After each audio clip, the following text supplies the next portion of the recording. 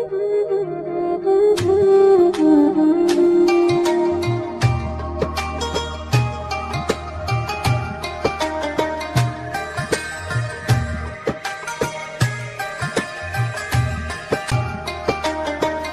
علیکم ورحمۃ اللہ وبرکاتہ۔ دوستو، آج کل کے جلسوں اور کانفرنسوں کا حال کتنا برا ہو چکا ہے یہ کسی سے ڈھکا چھپا نہیں ہے، الا ماشاء اللہ۔ یہ جلسہ نہیں بلکہ ایک طرح کا مہذب رقص ہے، جہاں اپنے کو دھرم گرو اور اسلامک اسکالر کہلانے والے مجرا کرتے ہوئے دکھائی دیتے ہیں۔ آپ کو میں اس ویڈیو میں ایک ہی مقرر کے دو ایسے نمونے دکھانا چاہوں گا جس کو سن کر آپ سر ہی دھنیں گے۔ یہ کون ہے میں نہیں جانتا، اگر آپ جانتے اور پہچانتے ہیں تو کمنٹ باکس میں ان کا نام اور پتہ ضرور تحریر کریں۔ آپ آئیے دیکھیے، ملاحظہ کیجئے۔ پہلا نمونہ جناب اعظم کے معجزے کا نام احمد رضا ہے، اور میرے مصطفیٰ کی کرامت کا نام احمد رضا ہے۔ نعرہ تکبیر!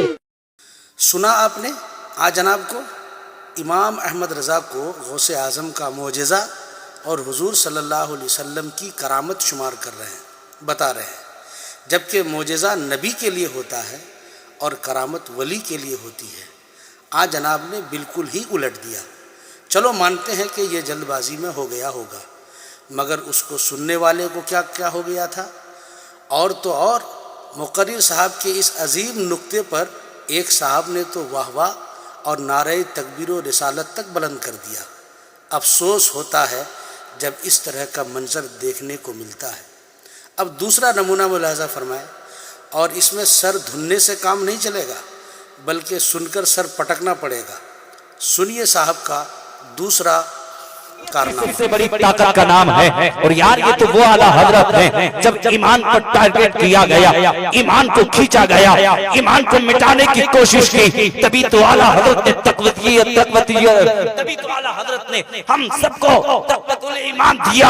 جب لوگوں نے اسی اعلیٰ حضرت نے جب اعلیٰ حضرت کے مخالفوں نے جب ایمان کو کھینچنا چاہا، تبھی تو اعلیٰ حضرت نے ہم سنیوں کو کنز الایمان دیا ہے۔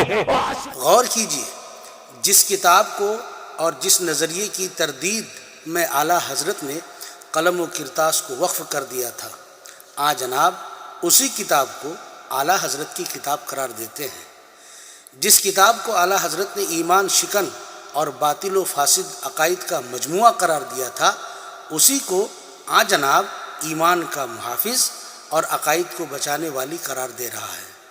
جناب آپ نے اس طرح کے کارنامے اور اس طرح کی نکتے بازیاں کر کے کیا کہنا چاہا ہے؟ اور سننے والے یوں ہی گونگا بہرا ہو کر سن رہے ہیں۔ شاید یہی وجہ ہے کہ ہمارے جلسے سے فائدہ کم اور نقصان زیادہ ہو رہا ہے۔ ایسے جلسوں سے دین و سنیت کو نقصان ہو رہا ہے، فائدہ نہیں۔ اسی وجہ سے سنجیدہ اور پڑھا لکھا طبقہ ان جلسوں سے دور و نفور ہو رہا ہے۔ ناظرین کرام، ہمیں سوچنا چاہیے اور غور کرنا چاہیے کہ ہم اپنے جلسوں کو کس طرح سے کارآمد بنائیں، اور اس طرح کے پیشہ ور خطبہ اور مقررین کو نہ بلا کر اپنے جلسوں کو کامیاب کریں۔ اگر آپ اپنے جلسوں کو ناکام بنانا چاہتے ہیں، برباد کرنا چاہتے ہیں، قوم و ملت کے پیسوں کو یوں ہی لٹانا چاہتے ہیں، تو پھر بلاتے رہیں اسی طرح کے مقرر اور اسی طرح کے گویوں کو۔